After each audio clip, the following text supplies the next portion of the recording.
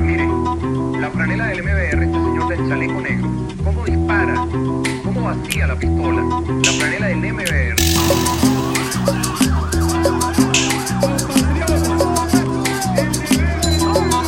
Hemos decidido dirigirnos al pueblo venezolano para desconocer el actual régimen de gobierno.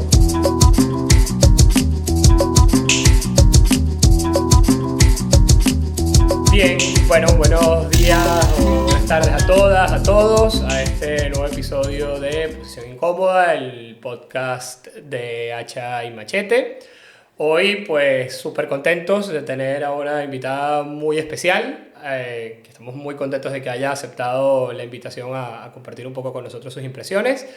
Mirta Rivero, autora, bueno, entre otras cosas, de La rebelión de los náufragos y ahora de, bueno, La oscuridad no llegó sola, que bueno, ella lo define como la crónica de una tragedia venezolana, ¿no? La narración de muchos de los hitos o de los hechos que llevaron a la instalación en Venezuela del sistema que estamos ahora padeciendo. Nos acompaña también Daniel Cardoso, que bueno, ya lo conocen acá del programa, y bueno, vamos a estar hoy dedicándole una hora con Mirta a darle continuidad a lo que hablamos en el episodio anterior sobre los sucesos inmediatamente anteriores al 11 de abril de 2002, pero sobre todo al propio 11 de abril de 2002, este hecho tan polémico y este punto de inflexión tan importante en nuestra historia reciente, ¿no? ¿Qué tal, Mirta? ¿Cómo estás? Hola, muchas gracias a ustedes por invitarme, por tratar de que la gente entienda un poco más y recuerde los años, el inicio de este proceso que estamos todavía sufriendo ahorita.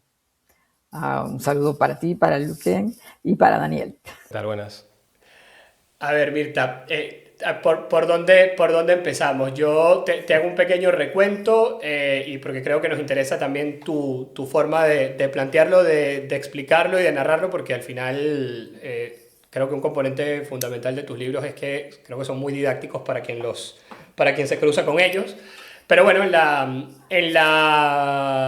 este episodio anterior que grabamos hace poco, pues estuvimos hablando mucho de esos primeros años del chavismo, que creo que son del chavismo, ni siquiera del gobierno de Chávez, porque el chavismo ya venía gestándose antes de que Chávez llegara al poder, pero de esos primeros hitos del gobierno de Chávez, del proceso constituyente, del conflicto social y político que precedió justamente a los hechos del 11 de abril, de la crisis en PDVSA, etcétera, que bueno, fue como una especie de tormenta perfecta de muchos actores sociales y políticos del país que terminaron en una alianza un poco extraña, confluyendo alrededor del 11 de abril, ¿no? Entonces creo que sería interesante empezar por, bueno, ¿cuál es tu percepción de esos primeros años del chavismo? ¿Qué cosas ves desde ese primer momento ya preocupantes y que nos dan señales de lo que estaba por venir?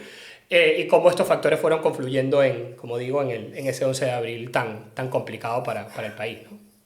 Sí, yo creo que el 11 de abril marcó un antes y un después en la historia de Venezuela contemporánea, y es lo que nos trae hasta ahora, porque cambió mucho la dinámica, pero eso no quiere decir que empezó allí.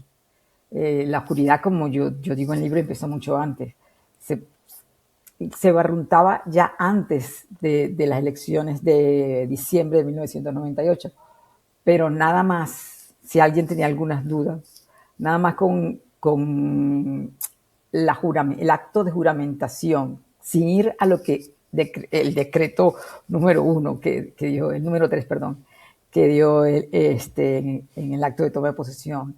Nada más el acto de juramentación hablaba de la vulneración de todas las reglas conocidas, habidas y por haber.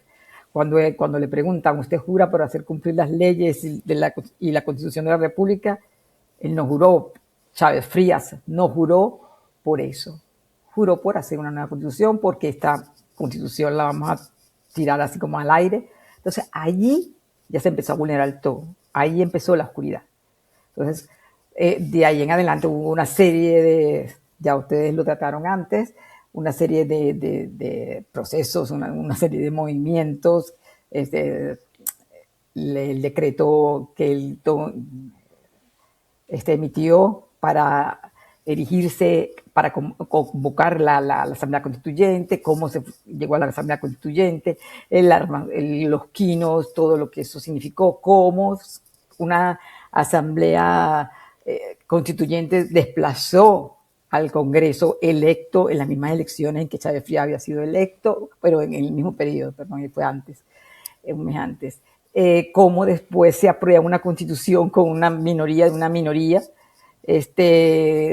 cómo se lleva adelante, cómo no se hace caso a lo que decía la Constitución para elegir a las autoridades de los poderes autónomos, los viejos y los que se crearon en ese momento. Y ya se empezó a ver poco a poco como lo que ahora dicen que la represión inició en el 14, por ejemplo. No, la represión empezó desde muy temprano, hubo movimientos muy pequeños, porque al principio los políticos y la política estaban como en shock, pero sí hubo movimientos de protesta que fueron reprimidos, unas marchas pequeñas, una persona que era opositora la secuestraron, le hicieron de todo y después la mandaron con un mensaje grabado en su espalda después de una noche de secuestro. Eso fue mucho antes de todo del 11 de abril. Entonces, claro, ahí poco a poco empieza lo que ustedes ya deben haber hablado. La sociedad empieza a moverse, empieza el movimiento de los con mis hijos no te metas, que es un movimiento evidentemente de clase media, porque afectaba la educación de los hijos de las personas que más o menos tienen una información, entonces dicen, bueno, ¿qué es esto? ¿Quién me va a educar a mis hijos? Pero también hay otras organizaciones civiles, queremos elegir, FABI, otras que empiezan a moverse. Todo esto va llevando y empieza después el ataque directamente primero a PDVSA Gas, por otro lado, porque es como por muchos lados que empieza eso, para separar y para repartir el holding. No se logra, se cambian las autoridades en PDVSA hasta que creyeron que poniendo un militar podían hacer lo que quisiera el militar de arriba, pero no se fue. Empieza la política a entrometerse y a abrir la cúpula en la que se habían metido realmente los trabajadores petroleros, porque ellos lo que hacían era trabajar. O sea, a mí me pagan por producir petróleo, de encontrar petróleo, producirlo, refinarlo, y eso es lo que hacían. Estaban conectados o no con la sociedad, eso es otra cosa. Ellos estaban haciendo sus cosas como hacían, pero bueno, se fue abriendo eso. Y cuando ellos empiezan a ver no solamente que su carrera profesional, su historia como profesional en la industria se veía amenazada, su carrera, estaban viendo que lo que ellos creían que era su vida estaba, su casa estaba siendo horadada. Entonces empieza un movimiento interno muy light, porque con esas protestas que ellos hacían cuando los semáforos estaban en rojo, que eran las primeras protestas, ya sacaban unos papeles, no sé qué más, no a la intervención, no sé qué, ponían unos papeles, llegaba el semáforo en verde, salían y dejaban que los carros fluyeran. O sea, era una cosa como muy hippie, ¿no? Pero eso fue creciendo. Yo creo, y creo que ustedes lo deben haber visto en el episodio anterior que me dice que trabajaron, la sociedad ya estaba calentándose mucho. Calentándose quiero decir que estaban ya como empezando como a sacar la cabeza, a molestarse, no por todas estas cosas que te he dicho ahorita, por la intervención en la educación, por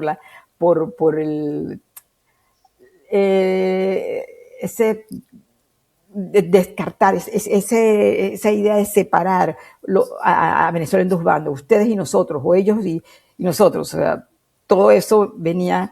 Y el conflicto de PDVSA yo creo que fue como lo que permitió, como la válvula que permitió que esa olla de presión empezara a salir el vapor.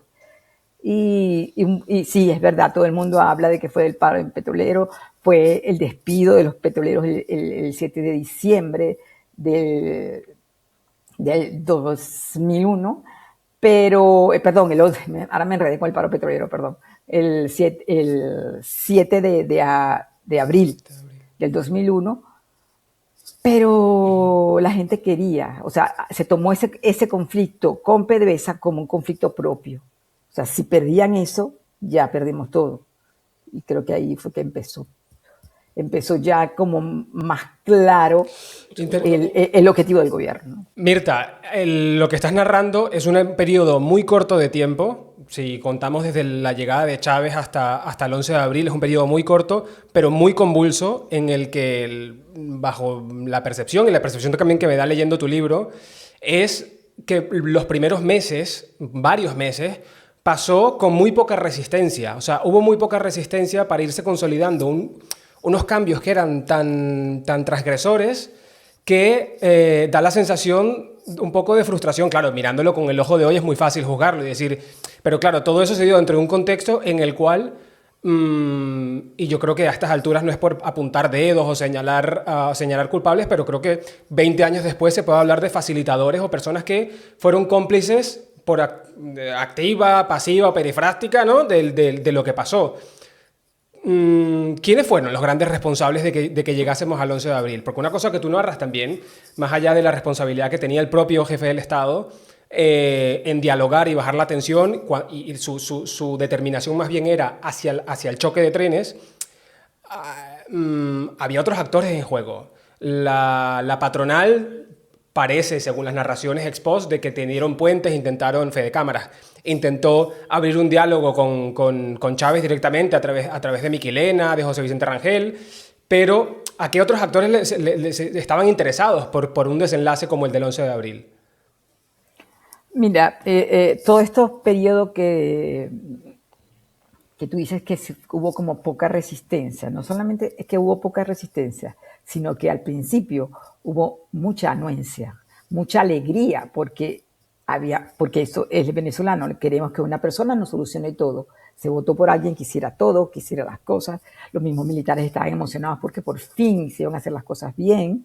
Ese es un periodo que yo lo llamo ditirambo. Todo era aprobación, toda exaltación, todo el mundo, inclusive desde el 4 de febrero de 1992 se anotó en esa. O sea, aplaudir a eso. O sea, se montaron en esa ola. Entonces, no fue que hubo poca resistencia. Los partidos políticos, evidentemente, ya venían, después de todo lo que pasó tras la caída de Carlos Andrés Pérez, lo que hubo después de Caldera, venían no con plomo en el habla, sino yo creo que sin alas ya, ¿no? Entonces, estaban los partidos políticos, un poco por exclusión, un poco por omisión, tuvieron mucho que ver en que se llegara a donde se llegó. Pero, o sea, porque permitieron, porque no hubo resistencia desde el sector que podía hacer la resistencia, desde el sector que podía oponerse. Pero a un principio no lo hicieron. Primero porque creo que subestimaron la capacidad del teniente coronel, el hambre de poder que tenía él, y una camarilla, no solamente fue él, ¿no? Una camarilla que todavía sigue. El resentimiento interno. O sea, y eso lo vemos especialmente hoy. Ahora, tú me hablas de actores. Sí hubo gente que cometió errores, y lo veremos después en el 11 de abril. Pero yo creo que toda la sociedad permitió que esto llegara así. Y cuando hablo, yo no fue que yo voté por el teniente coronel, y muchos no votaron, pero cuando habla de toda la sociedad es porque es verdad, uno tiene que incluirse en toda la sociedad. Vio con alegría que un teniente coronel que había vulnerado todas las normas democráticas se alzara con el poder, se alzara por las vías democráticas a un poder que él trató de una democracia que él trató de eliminar por la fuerza, ¿no? Entonces, si tú me hablas de que hubo un intento de diálogo de Fede Cámaras, hubo un intento de diálogo o de negociación, aunque ahí el gobierno no lo aceptó tanto así como el sector laboral, pero se encontraban con la resistencia del Ejecutivo en aquel momento, con José Vicente Rangel, que es el gran, yo creo que es un tipo a quien se le dé mucho de lo que tenemos ahora, fue un gran articulador, una persona que aparentemente todo el mundo lo veía como que hablaba con todo el mundo, como Ali Rodríguez Ara, que también es una persona abierta, que oye a los demás, pero los oye, pero nada más. Entonces, sí, la sociedad que no era chavista o que no, o lo que podía llamarse hoy oposición, no hizo lo que debía hacer, pero tampoco hay que hay que entender que primero no se entendía quién era lo que estaba ahí al frente. Una vez con Salvi lo dijo, se subestimó a quien estaba en el gobierno, porque era una cosa totalmente nueva, nunca se pensó, se eligió un congreso, y resulta que el congreso, porque le dio la gana de repente, un congresillo se arrugó y con la bendición de la corte y de todos los poderes públicos, el poder, y la gente no hizo nada, o sea, estaba como... La gente estaba como helada, como congelada, como esperando que el otro hiciera algo. Entonces, yo, si vamos a hablar de responsabilidades, tendría que hablar de la responsabilidad de la sociedad venezolana, o sea, como un todo, que creyó que dándole poder a una persona podía solucionar todo. Y eso no puede ser así.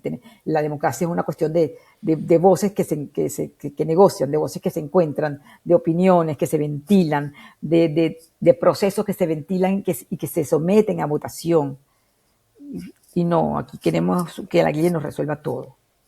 O sea, no te puedo decir, Fede Cámara sí intentó un diálogo. Me parece súper súper interesante lo que dices, porque, es decir, pareciera que este tipo de dinámicas, justamente de querer que venga alguien y nos los haga todo, ¿no? Que ya atravesamos por ella en varios momentos de nuestra historia, pero particularmente en este momento del que estamos hablando, debería ser suficiente experiencia como para vacunarnos contra ese tipo de posturas, y hoy en día, desde nuestra perspectiva, incluso en esta supuesta transición que se ha abierto ahora, estamos un poco otra vez en lo mismo, ¿no? En una especie de transición donde los venezolanos pareciera que tenemos un rol de espectadores y no de protagonistas de lo que está sucediendo, ¿no? Que evidentemente, bueno, por múltiples razones, por la intervención extranjera, por la propia política de ciertas organizaciones respecto a esa intervención extranjera, por la propia postura que el chavismo ha tenido ahora de traicionar a Maduro y además ahora de volverse serviles también de esos mismos intereses externos para mantenerse en el poder y demás, pero de nuevo es como si los venezolanos estuviéramos anestesiados sin involucrarnos de manera activa por la represión y por muchas otras cosas, pero en general como anestesiados y sin involucrarnos en el resultado final de todo esto que viene pasando, sobre todo en estos últimos 2 años, ¿no? Antes de seguir, hay una cosa aquí que me parece interesante antes de entrar de lleno en el propio 11 de abril, y es que, bueno, cuando tú hablas en tu libro de la rebelión de los náufragos y de todo el papel que, por ejemplo, algunas de las grandes personalidades de los medios de comunicación venezolanos tuvieron para llevar a Chávez al poder y para magnificar su imagen pública, tanto antes de que llegara al poder como después de que llegara al poder, como estamos hablando, creo que confiaron y subestimaron, como dices tú, en la posibilidad que iban a tener ellos de controlar a Chávez una vez que estuvieran en el gobierno para seguir moldeándolo a sus intereses, pero hay un punto de quiebre en algún momento en esos meses anteriores al 11 de abril en el cual los grandes medios de comunicación venezolanos o los grandes dueños de los medios de comunicación venezolanos deciden que ya ese proyecto ha fracasado y entonces se declaran en una especie de guerra comunicacional abierta contra el gobierno, y creo que es un elemento importante a tomar en cuenta en ese preludio del 11 de abril, ¿no? Porque al final vamos a ver todo lo que pasa con Globovisión el 11, etcétera, ¿no? Entonces, bueno, sobre eso quizás comentar un poco también, ¿no? Para añadir solo, Mirta, en esta contextualización que está haciendo Luquen, yo creo que quizás te lo sugiero como partir del decreto, bueno, la publicación de los 49 decretos leyes a través de una ley habilitante. O sea, ¿por qué es tan álgido? Esto lo estuve viendo también, lo comentas en tu libro, ¿no? De por qué es tan álgido este punto de las leyes habilitantes.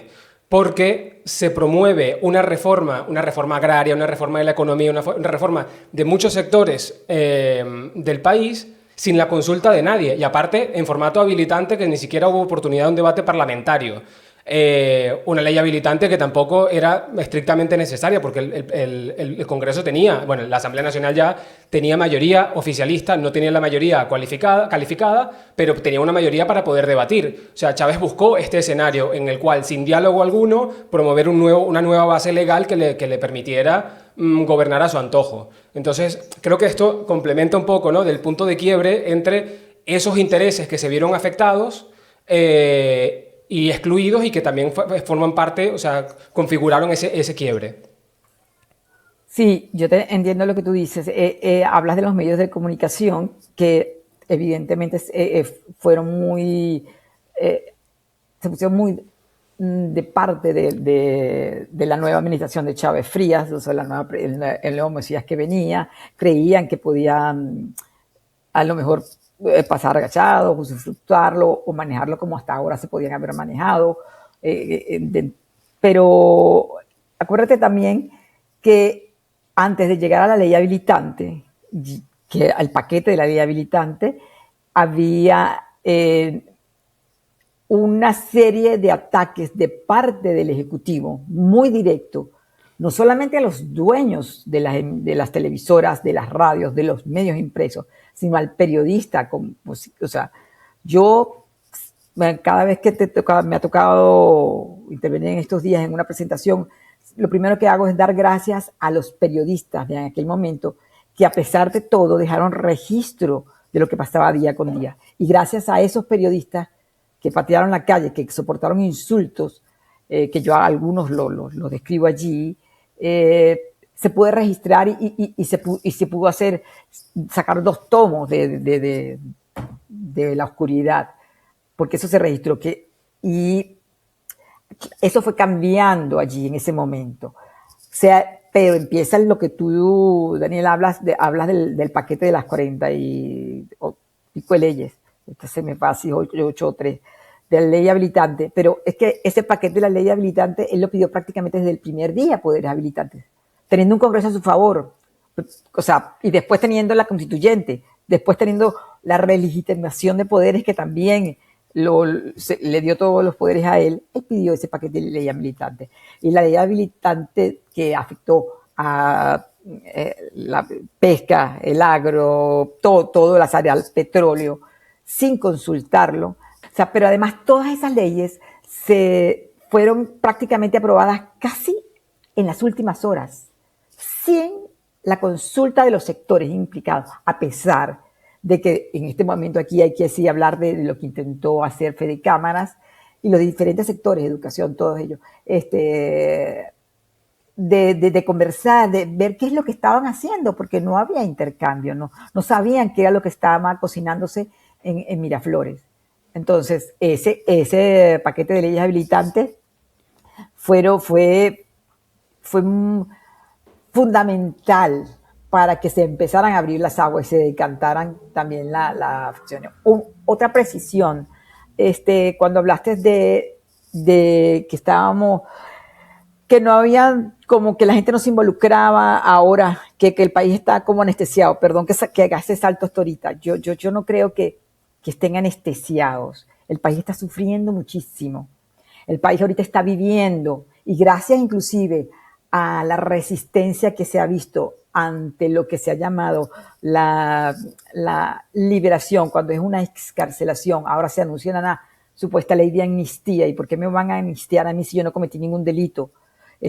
O sea, el país no ha estado tan anestesiado como se ve. El país está resistiendo muchísimo, está sufriendo muchísimo, está muriendo.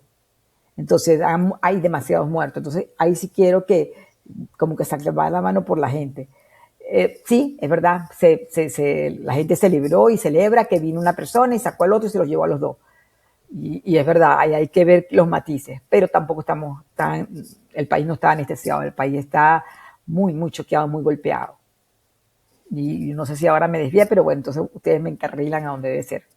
No, perfecto, porque es que justo eso es lo que estamos tratando de rescatar, que es ese tipo de resistencia al autoritarismo y ese tipo de resistencia como la que hemos estado viendo estos últimos días, la que nosotros creemos que es indispensable y el tipo de participación que creemos que es indispensable para que la transición se concrete, y nos alegra muchísimo que eso sea lo que esté pasando recientemente, a pesar de que necesariamente no vemos que sea, digamos, la postura que estén estimulando particularmente varias organizaciones políticas. Pero bueno, eso, digamos, es ya una apreciación del presente. Pero más allá de eso, creo que es interesante, ya con toda esta contextualización que tenemos sobre lo que pasó antes, más lo que habíamos visto en el capítulo anterior, pues entrar de lleno al 11 de abril, ¿no, Mirta? Nosotros quedamos en el último capítulo que hicimos, pues en estos hechos del 7, 8, 9 de abril, después de toda esta tormenta perfecta, como dijimos al principio, en la cual viene toda esta confrontación con la directiva de PDVSA, con la alta gerencia de PDVSA,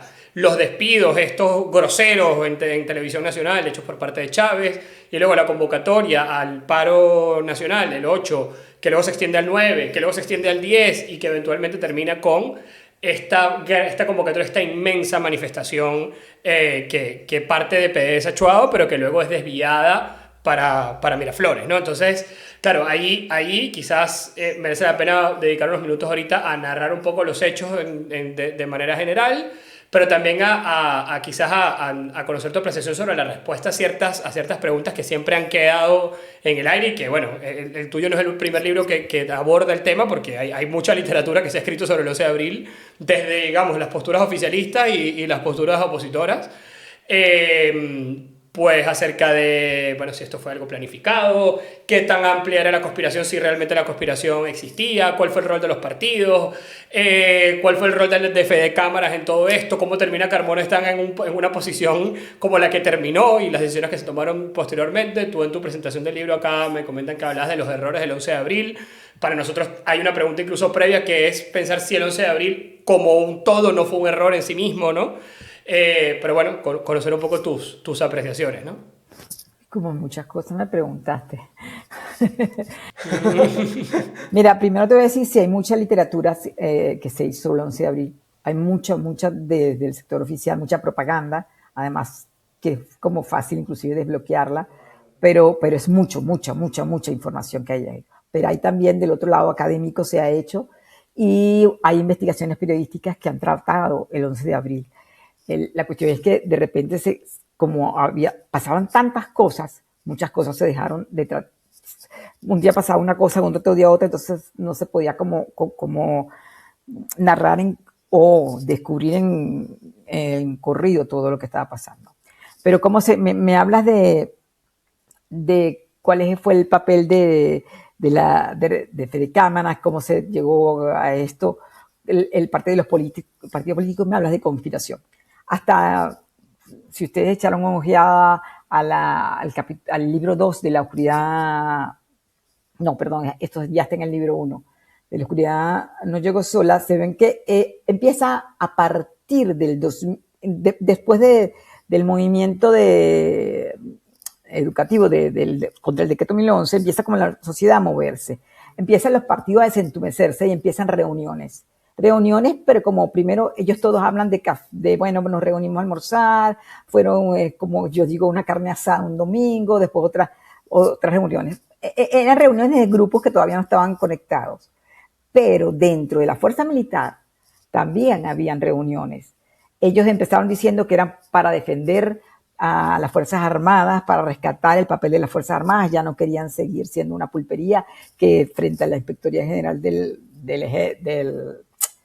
las Fuerzas Armadas estuviera una cola de gente pidiendo vales, o estuvieran gestionando hospitales, armando carreteras. O sea, eso también empezó a mover a las Fuerzas Armadas, pero sobre todo lo que ellos llamaron la vulneración de unos principios. Hay unas teorías que ellos manejaban, de teorías de crisis que tenían que contra varios enemigos, el enemigo interno, no sé qué. Ellos nunca contaron que dentro de las propias Fuerzas Armadas podría surgir lo que ellos llamaron una tesis de conflicto, que es el enemigo interno. Pero entonces eso se fue moviendo. Yo creo que ya cuando se da el paro de Fede Cámaras, que es diciembre del 2001, ya todo como que estaba cuajándose. Habían reuniones ya no tan, podemos decir, tan orgánicas y ni tan organizadas con ese proyecto del sector civil, en este caso de los partidos políticos, por su lado reuniéndose con la sociedad civil, pero desde las organizaciones políticas ya había un movimiento en ese sentido. Si nada más revisar la prensa te hablaban de eso. También el sector empresarial desde su lado en protesta por ese paquete de leyes. Entonces bueno, ¿qué pasó aquí? Nos dejaron entendiendo, y es cuando se da y logran esa unión con la CTV, que en aquel momento había ganado un conflicto al gobierno, no solamente con impedir la separación de PDVSA Gas, sino que no habían logrado que se creara una federación chavista, bolivariana, llamaban ellos, obrera. Entonces, una sindical obrera. Entonces, ellos se aliaron porque encontraron que tenían que luchar juntos contra lo que ellos pensaban que era una fuerza contraria. Y el 10 de diciembre fue fundamental.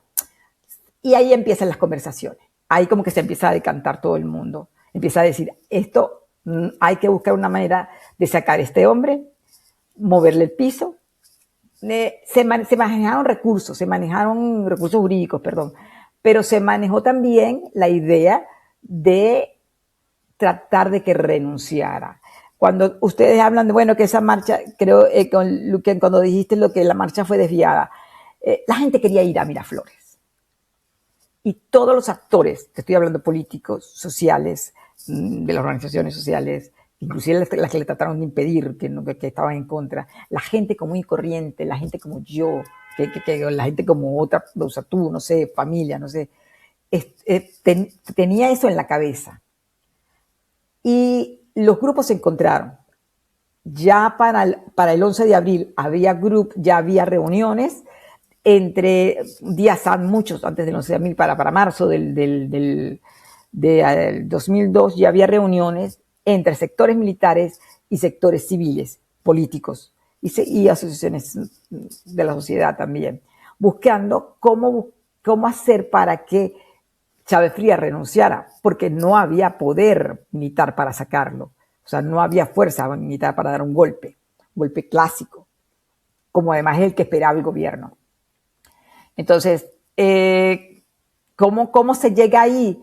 Se llega primero por el despido, el irrespeto, porque fue un irrespetuoso despido y de un acto de soberbia y de arrogancia muy grande que se dio el domingo 7 de abril, por las reuniones que se dieron después de esos actos públicos, en ese aló presidente.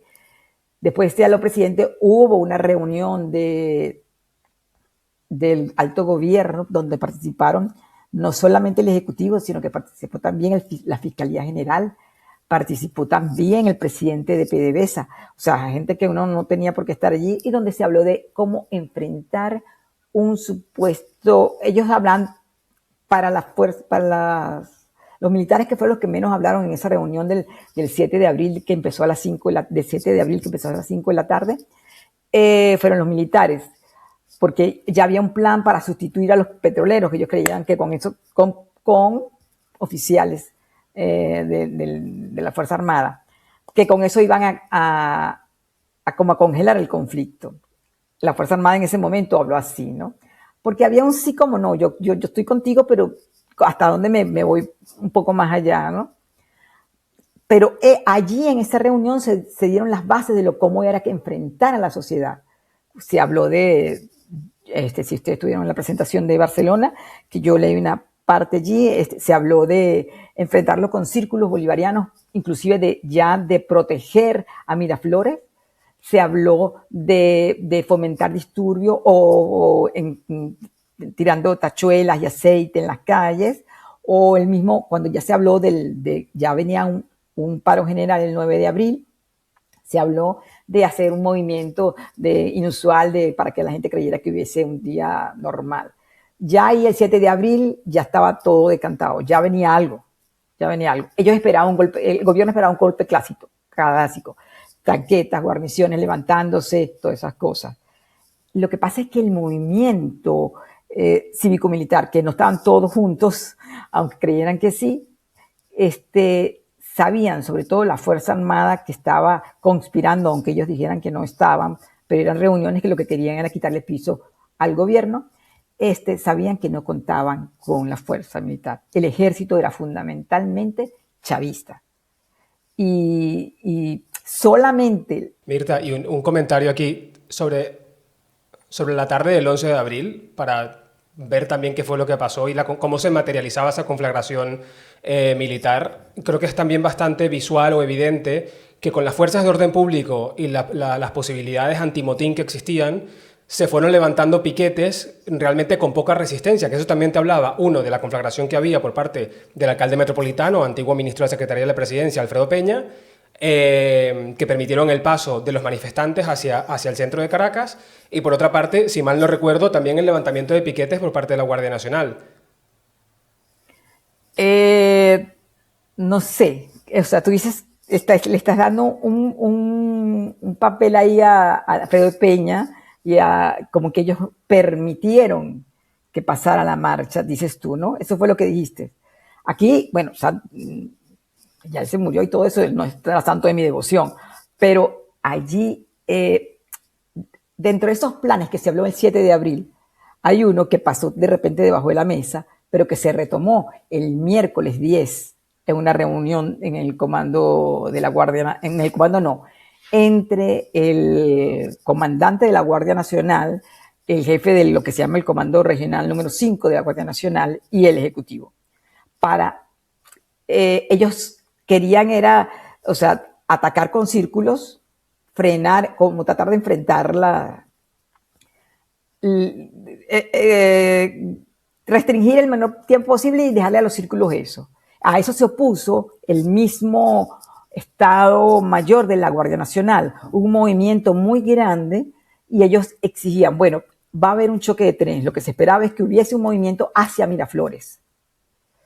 ¿Qué es lo que vamos a hacer? Van a haber varios piquetes. Tiene que haber un piquete por lo menos a la entrada, el primero iba a hacerlo, ¿no? Ya la Policía Metropolitana, que no tenía fuerzas ya estaba en la Avenida Libertador, en la Francisco Fajardo, que hoy ya no me acuerdo cómo le pusieron el nombre, pero los alrededores de PDVSA era la Policía Metropolitana. Eso fue un cordón. Pero a la entrada de la Avenida Bolívar tenía que haber un piquete de por lo menos 1.500 guardias nacionales. Después tenía que haber, a 900 metros más atrás, tenía que haber otro piquete de la Guardia Nacional. O sea, la Policía Metropolitana estaba desbordada. Hubo que llamar a policías de todas partes, policías que tenían ya 3 días enfrentando disturbios por lo que habían causado los círculos bolivarianos en los alrededores de PDVSA días previos, para poder hacer frente a todo eso. Armaron un piquete que la población lo pasó así tranquila, le pasaron por encima de las motos. ¿Pero qué pasó? ¿Por qué no estaba la Guardia Nacional allí? Entonces no fue la policía de Peña que permitió, la policía de Peña más bien trató de hacer, y te digo, no es que era mi santo devoción, pero hay que hacer darle el papel que ellos tuvieron. Ellos trataron de impedir ese choque de trenes. Si tú oyes, por lo menos las conversaciones de radio que yo oí, que fueron filtradas en ese momento y que en su momento se les dio difusión la más que podían, pero después pasaban otras cosas y la gente las perdió. Pero si tú oyes la desesperación de la gente, de los agentes de la Policía Metropolitana, tratando de impedir ese choque de trenes.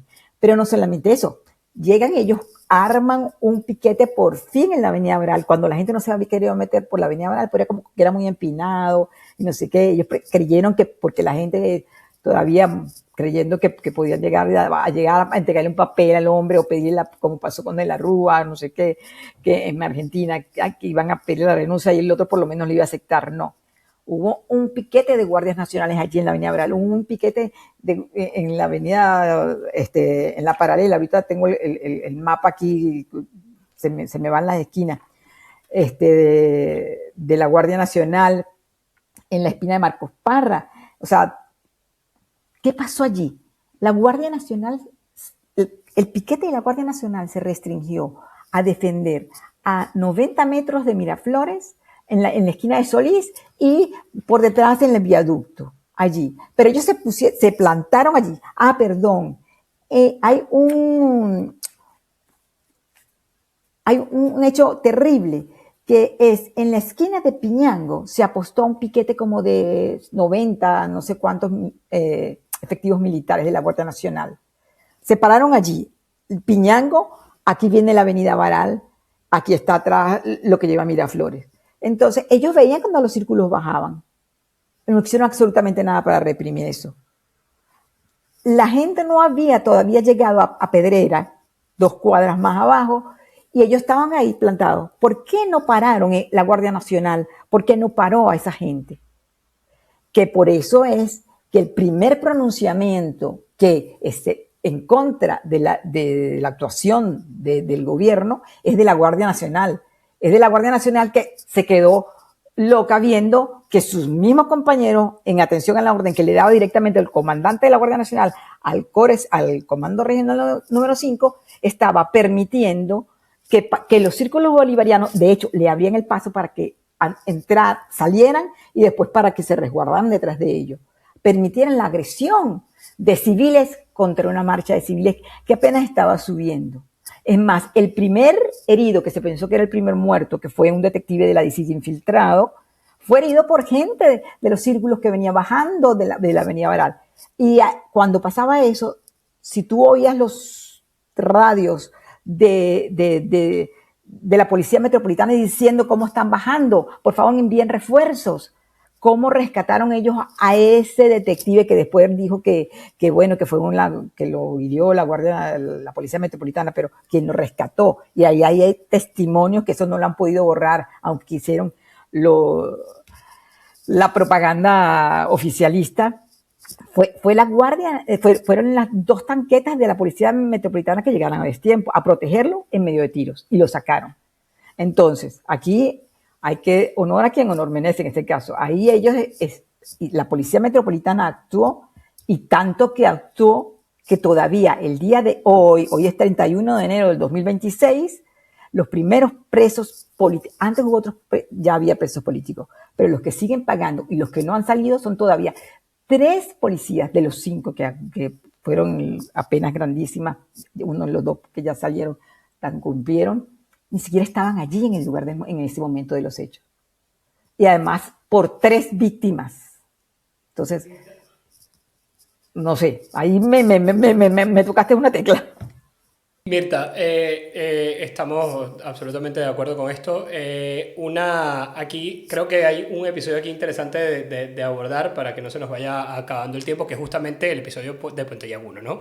Creo que esto que acaba de comentar Daniel, justamente lo comenta no porque sea la opinión que nosotros compartimos, sino porque es el tipo de propaganda que el gobierno posicionó cuando le invirtieron la narrativa de lo que pasó el 11 de abril, ¿no? Justamente como parte o el núcleo fundamental de la inversión de la narrativa del 11 de abril pasa por cambiar completamente la historia y cambiar completamente la película de lo que pasó en Puente Llaguno, pues entonces creo que merece la pena que dediquemos unos minutos desde tu perspectiva a contar qué fue lo que la investigación periodística dice de lo que pasó en Puente Llaguno y, bueno, de todo este trecho final del 11 de abril, que ya después abordaremos en otro episodio, el 12 y el 13, el regreso de Chávez, pero este trecho final del 11 de abril, que es, bueno, digamos, para quien no esté familiarizado con los hechos, esta secuencia de cadena nacional desde Miraflores, mientras está en la calle la gente protestando y están empezando a aparecer heridos, a aparecer muertos, enfrentamientos a tiros entre la Guardia Nacional, entre los círculos bolivarianos, heridos que caen en la Francisco Fajardo también, que nunca se supo muy bien quién los había herido y quién les había disparado, famosa historia de que había unos francotiradores que tampoco nunca se terminó de confirmar quiénes eran los francotiradores, si es que los había, todos estos mitos que hay alrededor del 11 de abril, pero bueno,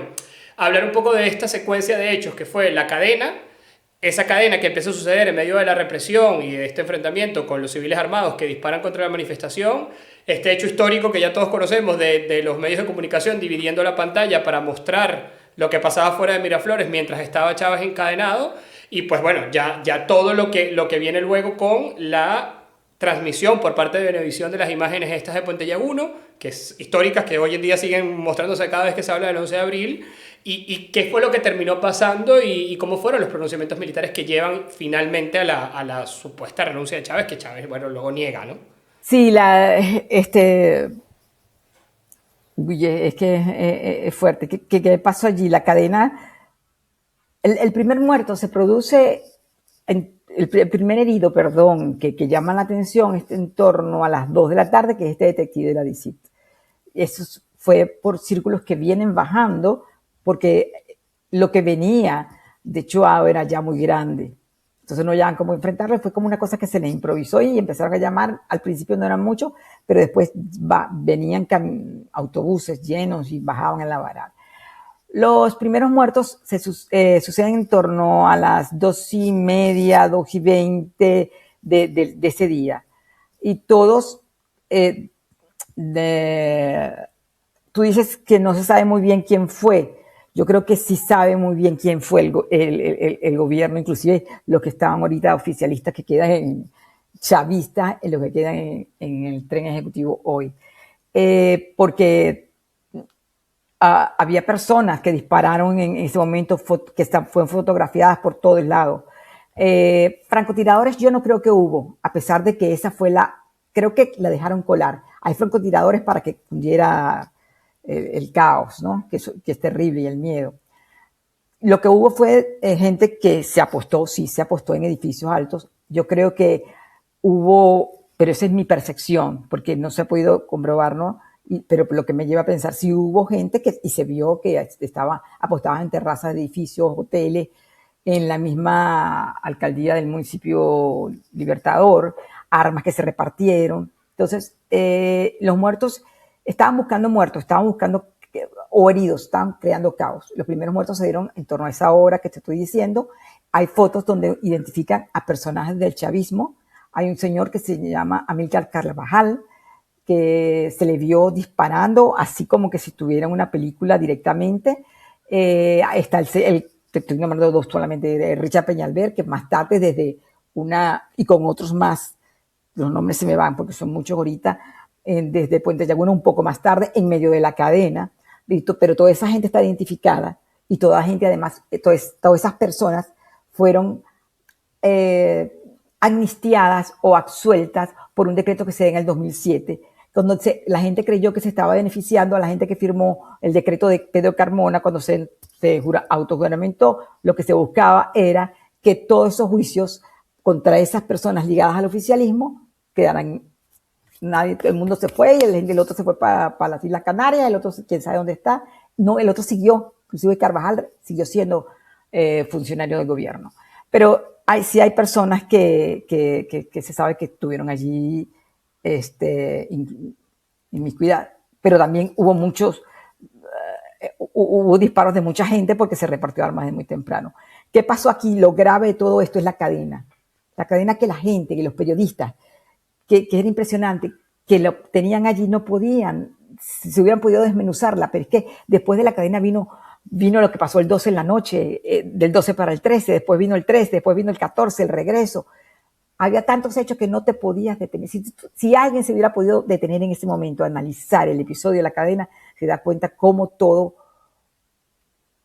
estaba como, no sé si premeditado, pero preparado para eso. La cadena se lanza en el momento en que ellos creen que el gobierno cree, para estar más clara, que el gobierno de Miraflores cree que va a haber el pronunciamiento del grupo de militares que ya se había decantado abiertamente, que es el grupo que encabezaba el almirante Ramírez Pérez.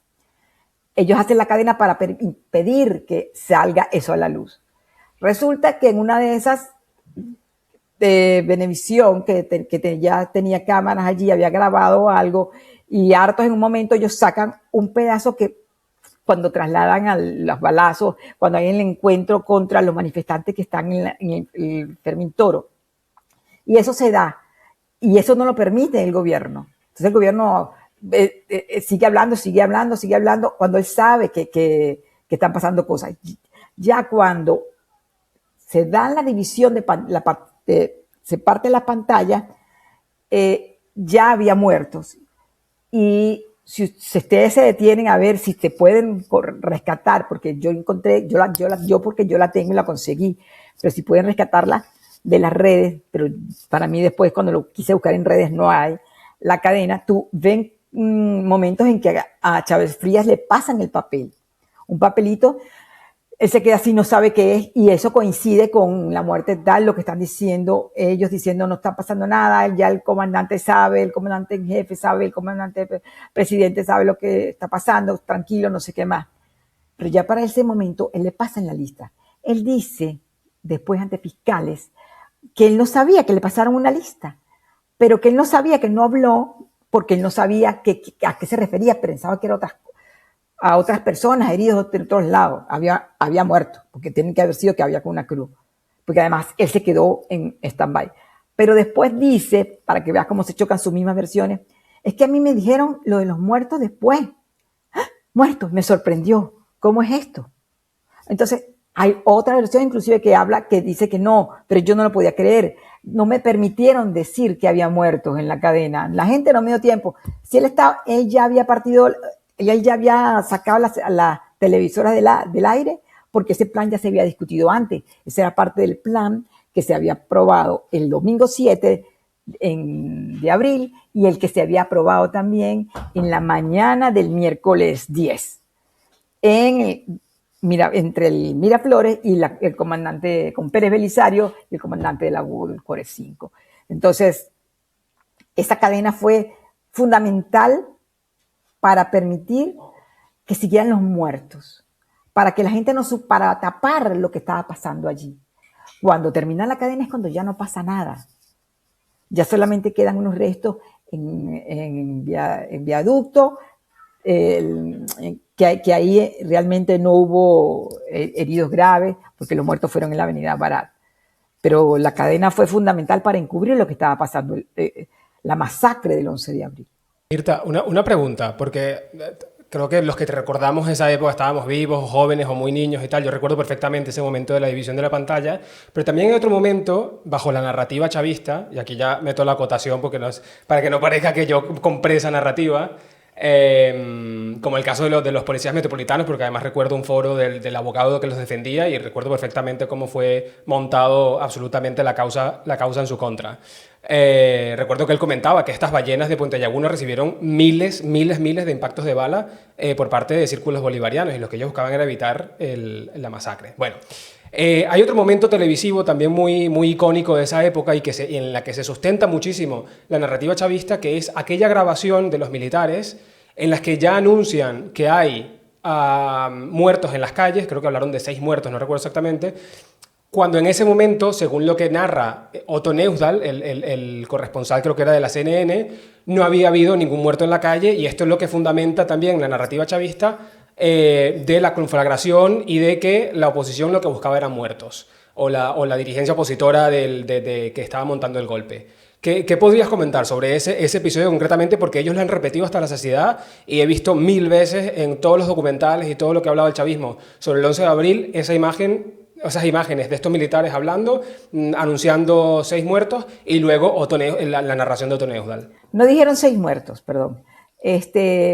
Ellos además estaban en un cuarto, y primero que yo creo que se tardaron demasiado, porque si supuestamente ellos estaban en una conspiración, porque tardaron tanto tiempo en preparar y en arreglar todo, porque primero se les vino todo encima, el plan que ellos habían hecho para boicotear, para impedir la salida del plan Ávila, los militares que estaban ya conspirando, aunque dijeran que no.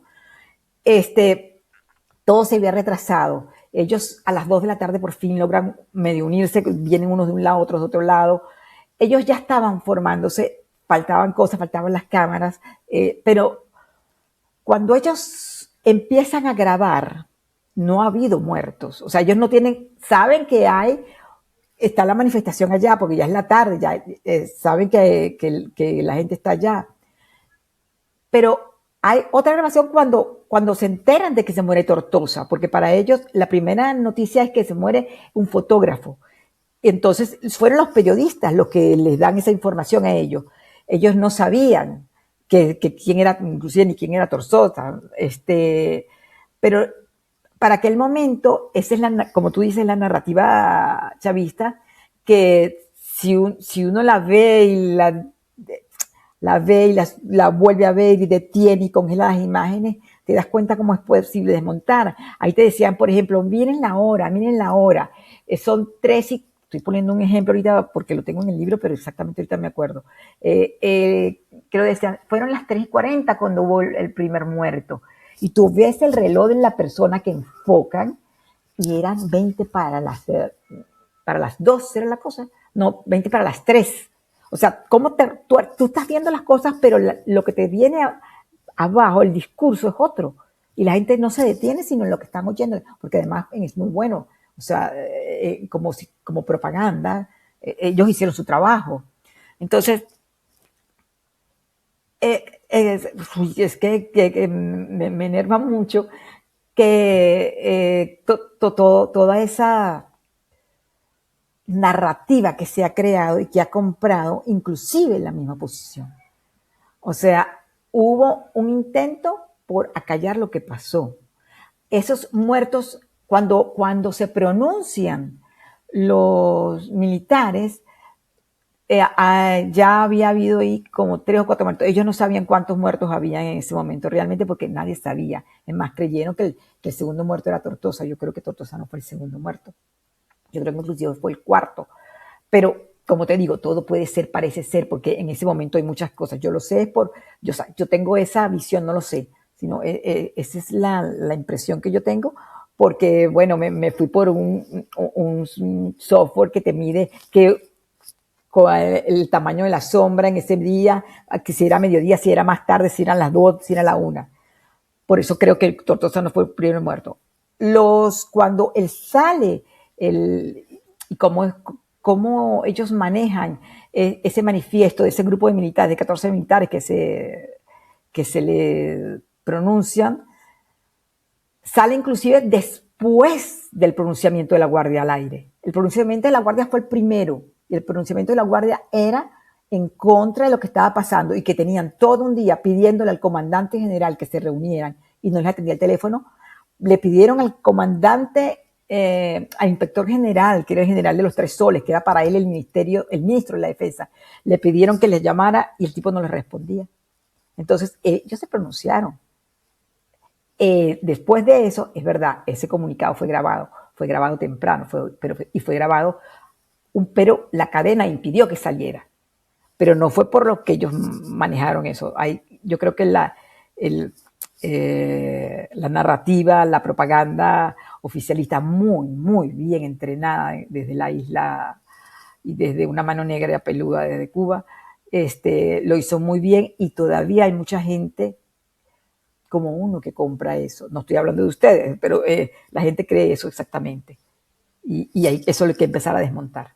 Bueno, justo por eso estamos tratando de hacer esto hoy, ¿no? De ir poco a poco. O sea, nuestra muy humilde contribución a eso es tratar justamente de tener estas conversaciones, ¿no?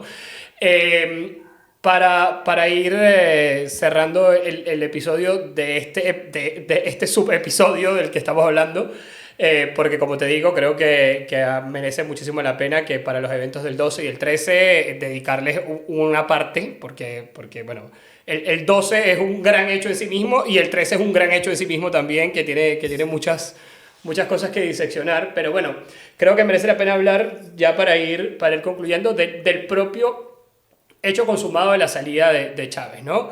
De esta especie de hora loca que se desata, o de este agujero negro que hay entre las 3, 4, 5 de la tarde, cuando se publica por Venevisión las imágenes de Puente Llaguno y salen estas declaraciones militares y hay como una especie de silencio mediático durante un largo rato, hasta que a medianoche o a las 11, 12 de la noche, pues finalmente aparece las imágenes de Fuerte Tiuna, Chávez siendo escoltado, Lucas Rincón diciendo que le han pedido la renuncia a Chávez, la cual aceptó, todo lo que todos ya conocemos como parte del imaginario popular del 11 de abril, ¿no?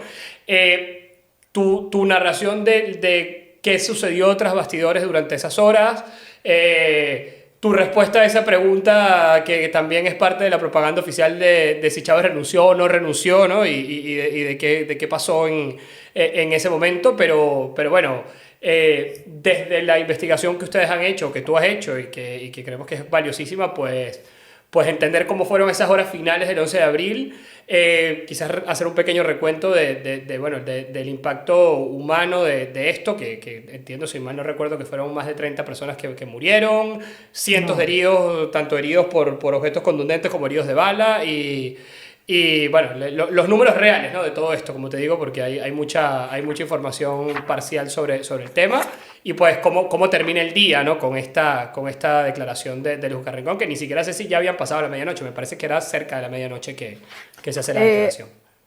Primero, no fueron esos 30 muertos que tú dices, no. De hecho, que son 17 supuestamente te voy a ver aquí los muertos que faltaron. El listado oficial fueron 19 muertos, pero en vez de 17, ¿no? O sea, es que hay 2 personas que no estaban en ese lugar, pero lo atribuyeron. Los 17, fueron 17 muertos. Eso antes que nada. Segundo, tú me hablas de la hora loca. Primero, antes de esa hora loca, hay que decirte que después del pronunciamiento de la Guardia Nacional, viene un pronunciamiento que fue en verdad el que le quitó el piso al gobierno de Miraflores, al gobierno del comandante de Chávez Frías. Fue el pronunciamiento del comandante del ejército, que tardó mucho, pero a él lo presionaron también los cuadros que estaban inclusive coroneles, teniente coroneles, que estaban, se quedaron atónitos ante la masacre que pudieron ver y que ya sabían que era, porque los que estaban en el alto mando, reunidos, encerrados, no veían absolutamente nada, aunque obviamente ellos tenían que tener otros canales de información. Entonces, el pronunciamiento del comandante general del ejército es el que realmente cierra todo. Antes del que terminara del 11 de abril, ya Chávez Frías había renunciado. De hecho, lo había planteado en la reunión que tuvieron donde estaba el comando general de las Fuerzas Armadas, todos los comandantes. Bueno, si es aquí, yo puedo renunciar, porque que ahí se oponía totalmente José Vicente Rangel. Ya para las 12 ya había regresado, ellos enviaron una comisión, Miraflores envió una comisión donde estaba Rosendo, que Rosendo ya había renunciado por lo que había sucedido, por el llamado de José Vicente Rangel a que los círculos salieran, pidiéndoselo a Freddy Bernal, que salieran a enfrentar, porque veían mucho antes de que empezara la concentración, ¿no? Entonces, ellos mandan a una comisión, pues ellos pensaban, inclusive el Hurtado Sucre, que era en aquel momento ministro de Infraestructura y a quien Chávez Frías puso como mediador, creían que eran como 4 o 5 generales los que habían aparecido respaldando al comandante del ejército. Entonces mandan a mediar. Pero cuando ellos regresan en torno a las 12 de la noche, puede ser un poquito antes, un poquito después, ya sabían que pedían renuncia, que habían unas condiciones que él debía, Chávez Frías pedía que le permitieran salir con un grupo de gente y que le recordaran la vida. Eso era lo que él pedía. Lo que pasa es que entre las 12 de la noche y las 4 de la mañana se tardó en concretarse eso, pero ya había renunciado y él mismo había pedido que, o sea, en medio de las negociaciones, él mismo destituyó al vicepresidente como para facilitarles eso, con la oposición férrea, eso sí, de José Vicente Rangel, que quería que él resistiera, pero desde La Habana le dijeron, resiste, no te inmoles, tampoco vengas para Cuba. Otra cosa. Mirta, son muchas cosas y pasaron muchísimas cosas en esas horas, en esos días, en esos meses, una etapa muy complicada. Ahora leyendo el libro, la oscuridad no llegó sola, y entrando en profundidad en cada bloque horario prácticamente, porque hay que hacerlo por bloque horario, entiendo esa nube, ese ruido que tú comentabas en la presentación del libro que te generó escribirlo y narrarlo. Bajo los ojos, que es difícil quizás juzgarlo, ¿no? Pero bajo los ojos de hoy, ¿cómo valorarías el 11 de abril? ¿Fue un error como tal? O sea, ese día, como hecho histórico, ¿fue un error?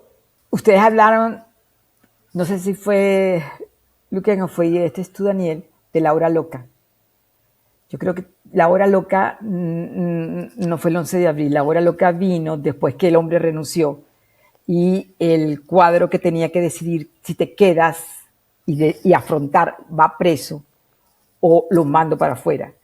Ahí no se decidió absolutamente nada. La hora loca fue alrededor de un pocos minutos antes de las 5 de la mañana, cuando no se sabe qué hacer con el comandante, con el presidente de la República en aquel momento, que había renunciado. Él decía que no quería condiciones, pero allí lo que tenían que decidir, no decidieron. Había una junta que iba a asumir el poder, una junta que debería, para los militares que estaban conspirando, el grupo que podía decirse que se pronunció en aquel grupo que encabezaba Ramírez Pérez, no sé qué más. Todos, para ellos debían estar en esa junta Carlos Ortega, Pedro Carmona, no sabían qué otra figura, si era un político o si era un militar, pero debía ser un militar. Ellos no supieron de hecho, todavía en la madrugada, antes de esa hora loca, el mismo comandante del ejército se creía metido entre esa junta o hablaba de la junta. ¿Qué pasó en ese momento? ¿Por qué no se decidió? ¿Por qué se decidió que fuera una persona en vez de la junta que se había hablado? Hasta Teodoro Petkov sabía que había una junta, que venía una junta, y lo criticó lo que pasó después, porque ese decreto fue un decreto que ya estaba por otro grupo de la sociedad civil, del sector privado, queriendo colarse y aprovechar esa situación porque tenían una visión de cómo debía mandarse eso, que los políticos no tenían por qué meterse en eso porque los dejaron afuera. Sorprendió también a los militares, no todos los militares, ojo, pero sí a los que estaban más quien le pusieron el pecho a frenar el gobierno y los que quisieron enfrentar e impedir la salida del Plan Ávila. Entonces, ¿qué pasó ahí? Yo creo, tú dices, un día que no debía haber sido, ese día iba a pasar por lo que hemos visto después. O sea, el 11 de abril, pues yo no sé si te diría que está provocado. Bueno, puede decir que ha provocado cuando ellos empezaron a colar que había francotiradores, cuando apostaron gente con miras, cuando dispararon, porque hubo gente del gobierno que disparó. La oposición, ¿qué podía hacer? La oposición iba porque si tú veías a los líderes políticos ahí eran como, yo pongo inclusive en el texto, parecían granos de caraotas en un poco de arroz, o sea, eran muy pocos, porque era la gente la que iba para allá, la gente que iba. Ustedes pueden analizar todos, ver eso, era demasiada gente.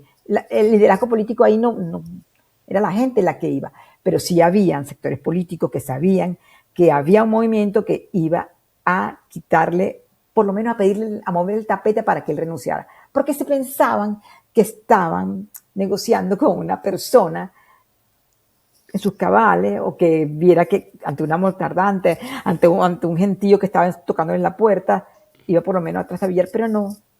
Él decidió alargar y estirar la cuerda, y le estiró hasta lo que dio la gana, y por errores que se cometió en quien desde el momento de esa hora loca, que fue alrededor de las 4 de la mañana del 12, por errores que se cometieron allí, y aparece, en vez de una junta que hubiese sido como un consenso, aparece una sola persona, con la mejor buena voluntad. Ojo, yo no estoy diciendo que ella ha tenido, que él se quiso erigir como dictador ni nada, pero mal aconsejado o mal preparado, pero ese no era el momento.